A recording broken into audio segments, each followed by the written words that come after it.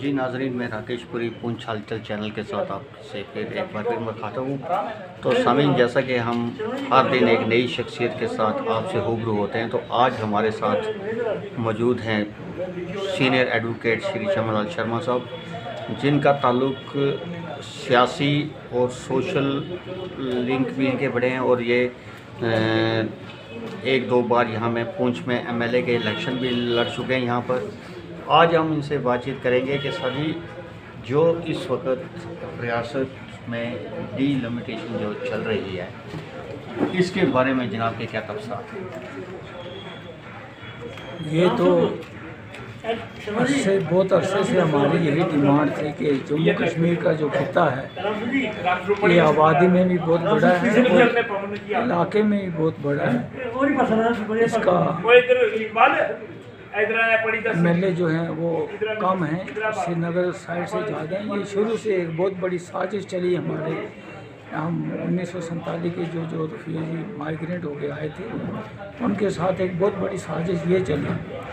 کہ ہمیں کہیں بھی کیمپ میں اکٹھے نہیں رہنے دیا، اور انہوں نے ہمیں پورے پونچھ سے لے کے کٹھوعے تک بارڈر کے اوپر بکھیرا۔ جیسے کہ سیالکوٹ کے لوگ ہیں وہ آر ایس پورہ سے لے کے سانبا کٹھوعے تک پھیلے ہوئے ہیں۔ اسی طرح پونچھ کے جو لوگ اس ٹائم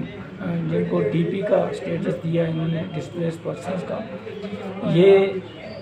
مائیگرینٹ ہو کے جب وہاں سے آئے تو ان کو پہلے کیمپوں میں رکھا گیا، پھر کیمپ توڑ کے پورا پونچھ سے لے کے کٹھوعے تک ان کو پوری بارڈر بیلٹ میں بکھیر کے رکھا، کہیں اکٹھے نہ ہوں۔ اور ہماری جو یہاں ایم ایل اے ہے 1 لاکھ سے اوپر ووٹرز کے اوپر ایک ایم ایل اے ہے، جبکہ سری نگر میں 40,000 ووٹ کے اوپر ایک ایم ایل اے ہے۔ اور یہ سوچی سمجھی چال تھی شیخ عبداللہ کی اس ٹائم، جنہوں نے کہ ان لوگوں کو نہ اکٹھے رہنے دیا اور دعا اپنی اکثریت بڑھانے کے لیے سری نگر کی سیٹیں زیادہ، سری نگر کی آبادی کم، علاقہ بھی کم، جموں پروونس کا علاقہ زیادہ، آبادی بھی زیادہ ہے، اور انہوں نے یہ جان بوجھ کے ہمیں 70 سال تک غلام بنا کے رکھا۔ اور یہ جو ڈی لمیٹیشن کی بات بڑے عرصے سے چل رہی تھی، لیکن کانگریس کی اور شیخ عبداللہ کی جو ملی بھگت تھی، سینٹر میں نہرو اور اسٹیٹ کے اندر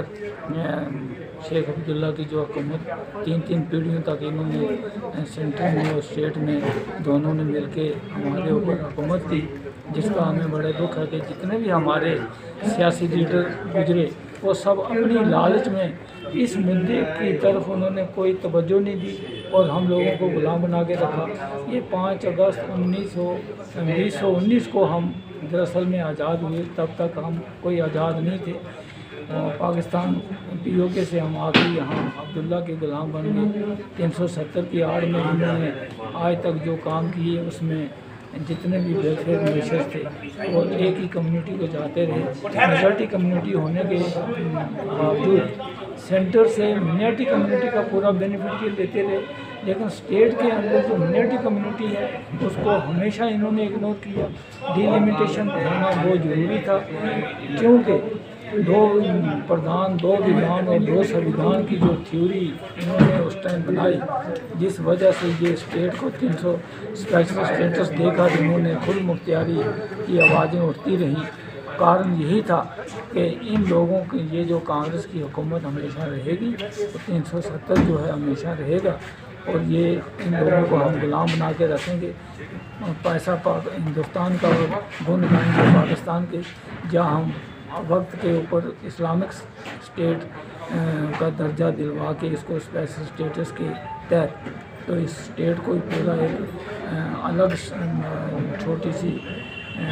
بنا لیں گے ریاست، جیسے بھوٹان ہے، سکم ہے، سکم تو مرج ہوگی انڈیا کے ساتھ، جیسے نیپال ہے۔ تو اس طرح کا ان کا منصوبہ تھا جو کہ فیل ہو گیا، اور ابھی جو ڈی لمیٹیشن کمیشن جو بنا ہے، ہم بڑا شکر گزار ہیں سینٹر کا کہ یہاں منارٹی کمیشن بھی ہونا چاہیے، ڈی لمیٹیشن ہونا چاہیے، اور جو لوگ اسٹیٹ سے جگ نہیں تھے،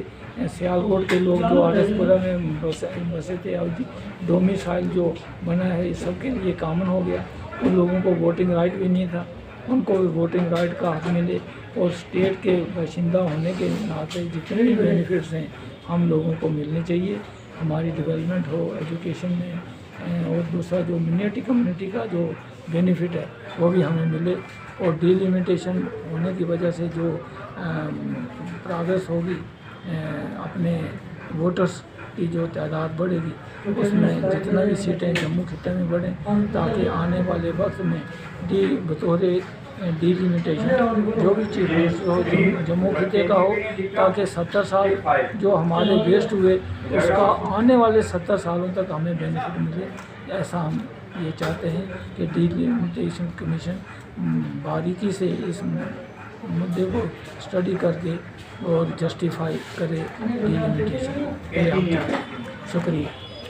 वकील साहब, इसके साथ साथ आप रेफ्यूजी विकास मंच के भी प्रेसिडेंट हैं, तो उसमें आपने बहुत स्ट्रगल की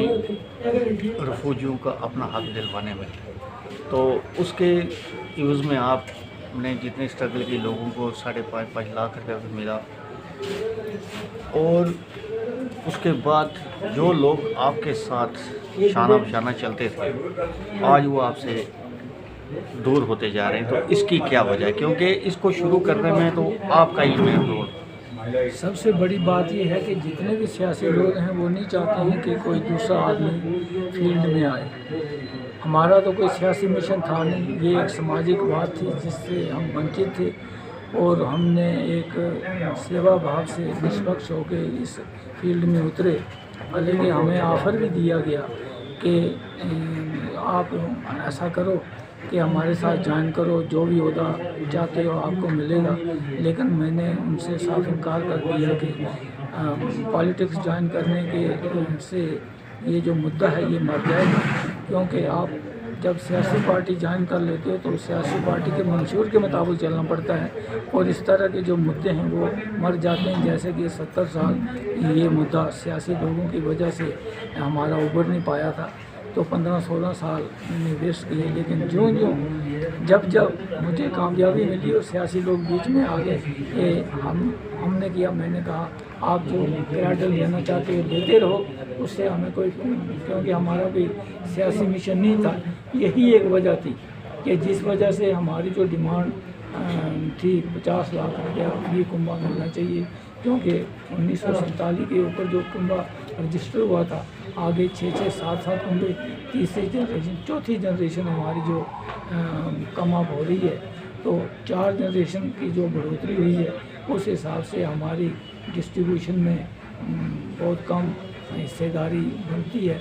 तो लेकिन ये 5.5 लाख में हम लोग सिमट के रह गए। इसका जितना भी नुकसान किया ये सियासी लोगों ने अपने मतलब परस्ती के लिए, कोई MLC बनने की चाहत में और कोई सियासी लीडर बनने की चाहत में, उन्होंने गवर्नमेंट से ये जो मुतालबा था ये मुकम्मल होते होते बीच में जो रुकावट निकाली, तो उस वजह से हमने कहा भाई ये मुतल परस्ती की बात है, इसमें सियासत है, तो हमने जो सेवा करनी थी, जो मरा हुआ मुद्दा जिंदा किया हमने। जिस हद तक हम कामयाब हुए, लैंड एफिशिएंसी में भी जो 25,000 का हमने 1.5 लाख करवाया, और अभी जो हमारी डिमांड थी, और वेंकैया नायडू कमीशन जो बना था उनकी रिकमेंडेशन 30 लाख रुपया फी कुंभा थी, वो भी इन्होंने जो धूमिल करवाई और 5.5 लाख रुपया फाइनल पेमेंट दिलवाई लोगों को। लेकिन फिर भी हमारे मुद्दे अभी अधूरे हैं। डिलिमिटेशन के बाद हमें फिर स्ट्रगल में जाना पड़ेगा, क्योंकि हमारा इलाका जो POK के अंदर है, हम यहाँ पे अभी परमानेंट सेटल नहीं हुए, ना कि हमें परमानेंट सेटलमेंट का दर्जा मिला है। और दूसरा जितनी भी ज़मीन जायदाद है सब उन लोगों के नाम, हम यहाँ उनके चौकीदारी कर रहे हैं, और इसके ऊपर जब तक परमानेंट सेटलमेंट और हक मलकीत नहीं मिल जाता है तब तक हमारी यहाँ जो भी कुछ हमने आगे जो डेवलपमेंट की उसका कोई हमें जितनी भी निकासी ज़मीनें हैं उनके ऊपर जो डेवलपमेंट बेकार हो जाएगी जब तक परमानेंट सेटलमेंट का राइट हमें नहीं मिलता। तो हमारी स्ट्रगल अभी जारी है। लोग लॉकडाउन की वजह से और दूसरा सियासी माहौल ही ऐसा बन गया था। अभी ज्यों वक्त मिलेगा हम इस मुद्दे को दोबारा उभारेंगे और जो हमारी बाकी डिमांड्स हैं उनको पूरा हो गया। तो सवाल है जो, और ये थे हमारे सीनियर एडवोकेट श्री चमनलाल शर्मा जी, जिनसे हमने बातचीत की और इन्होंने तफसीलन आपको इस बारे में बताया कि डीलिमिटेशन से क्या फ़ायदा और क्या होने वाला है आगे। तो इसी के साथ अपने मेज़बान राकेश पुरी को दीजिए इजाज़त। जय हिंद।